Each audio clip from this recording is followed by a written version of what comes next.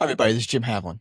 So this is the last of our feedback sections. This one's really how to run the one-on-one, the kind of some steps towards getting to that, and some other kind of directives on these, on how important it is to do these quarterly sessions.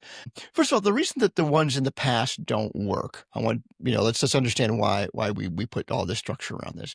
There's no agenda. What happens is if there's specific sections, there's no preparation beforehand. People meander quite a bit in these meetings. They're not really driving at the real issues, not really asking the right questions. Like I said, that's really the key to having a great business operating system, is asking all the right questions at all the right times. And you want everybody in the organization to have a consistent experience with this. You want to be part of the culture. As we give great feedback, we are committed to helping each other grow. That's what great organizations do. So you want that to be part of the company experience. So you need to have consistency, and ultimately you want to make sure it's data informed. Everyone in the organization should know that, hey, these are the things that are most important. And we have a conversation about it if we're not measuring the right things to get to the outcomes. Because ultimately, what that happens is, we don't have a lot of trust. There's cognitive dissonance going into the meeting. We're all worried about it because we don't know what's going to happen. We don't know how we're going to be measured. There shouldn't be any great surprises in these conversations because everything kind of leads up to it. That you know how it's going to go for the most part. If you've been on board the right way, you understand how these go. If you had problems in the past, we know we've been working on them. And if you've got high employee turnover, this might be one of the problems, that people don't feel like they're connected enough to the outcomes of the organization, which means they probably don't have a leader that they're reporting to, or they don't feel like engaged enough to know whether they're doing a good job or not. And the best employees will feel like they're meandering and not be able to really dig in, and that's what you really want.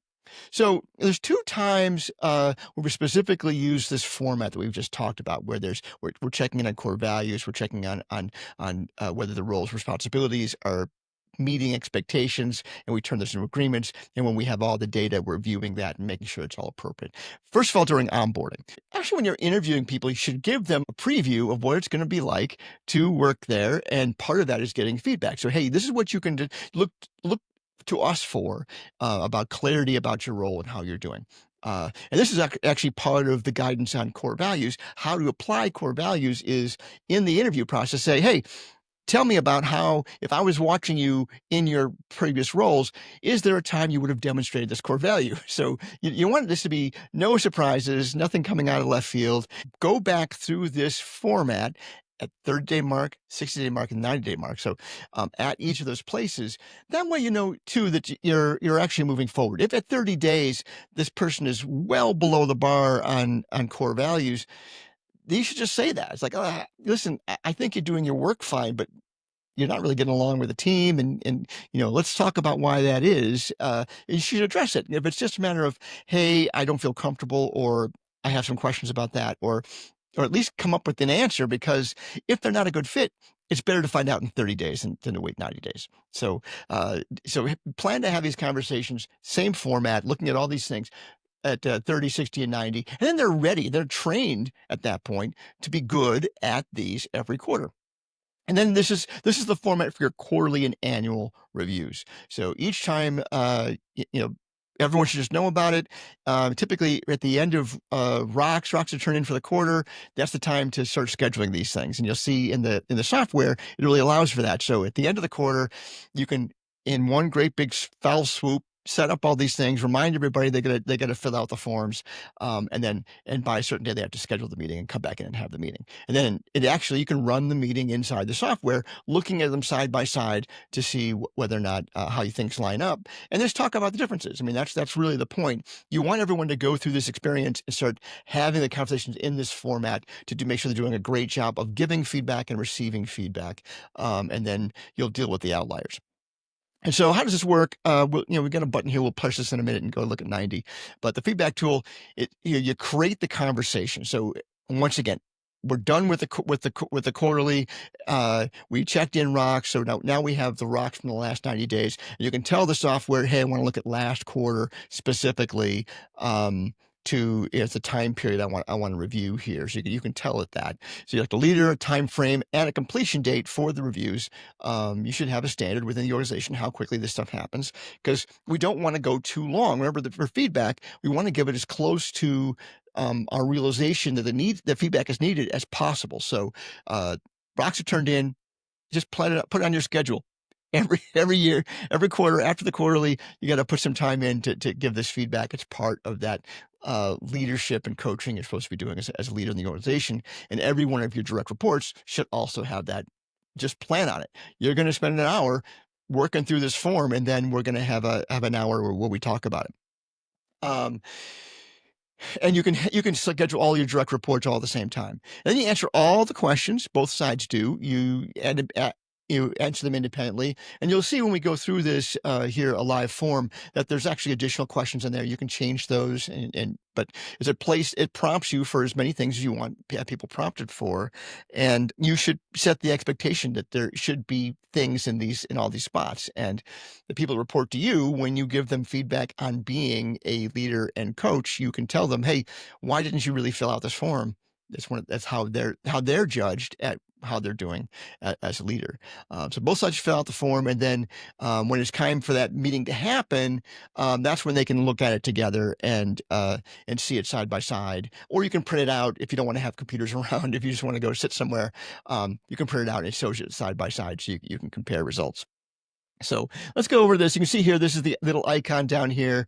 That is the icon for the one-on-ones. If I go to this inside of 90, you can see here, this is this section right here, one-to-one conversations. And you can see that there's three sections here. There's a fit check. So I could create a new fit check, and I could do fit checks for anybody else in the organization. I've been picking on my friend Scott for a while now, so I can look at Scott. I can look at his past reviews, or I can create a new review for him. That's that fit check tool right there. So on that date, I did this for him. We can go do another one right now. I could print that off. I can do a new review. It gives me a new form there to fill it out. So if I had questions about, hey, seems like Scott's struggling, what's going on? I might first do a fit check before we go any further than that. It's like, oh my God, he doesn't really fit this role anymore. And that would be once again, asking the right questions at the right times. And with quarterly conversations here, and you'll have access to these as a manager. I'd have access to all of the ones that I've run through, all that I participated in. So mine and everyone else's. As a coach, I'd have access to everybody else's as well. So I could look just the ones that Scott's been part of. You can see here, I've got. I can look at both sides here, and just start the form for either side. This, because I'm a coach in the system, it gives me that right to do that, but that's not really how you want to do it. So let's go ahead and just look at this form here for the coach test. You can see here, this is reviewing your team member, Scott, and I'm going to go through and I'm going to do each of these sections. And you can see here, I can move around to these bits. Here's some standardized questions that we have here, but there's the two parts we talked about in our video: core values, plus, minus, minus. Each of the parts of the person's seat, and I can go through and I could put yes, maybe, no, right? And then we can look at this performance data. So this would, there's nothing in here right now, but you can see rocks and measurables and to-dos would all show up here. All of the stuff that went into creating this review would go in here. And there's questions here I can answer. Then it turns around and asks me to do the same thing for me. Am I meeting my leadership commitments? Yes, no, maybe. My coaching commitments? Yes, no, maybe. And then there's usually a place for general notes.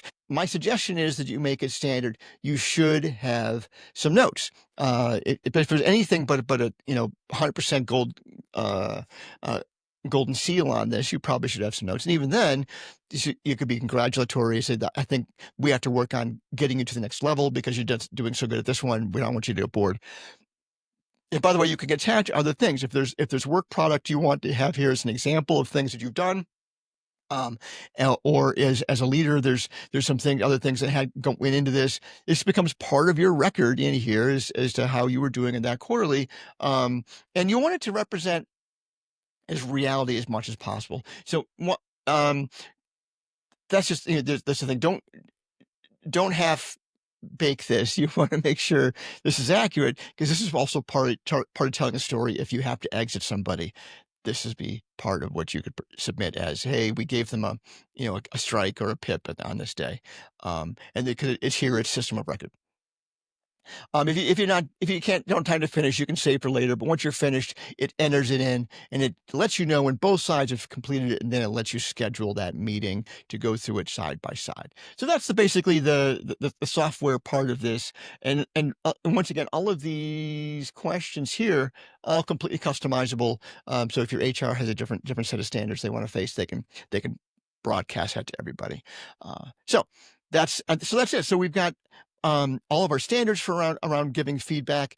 And we really spent a lot of time talking about this one most important one, this quarterly performance review format that we've got. It's part of the operating system, but it's also supported in the software called 90.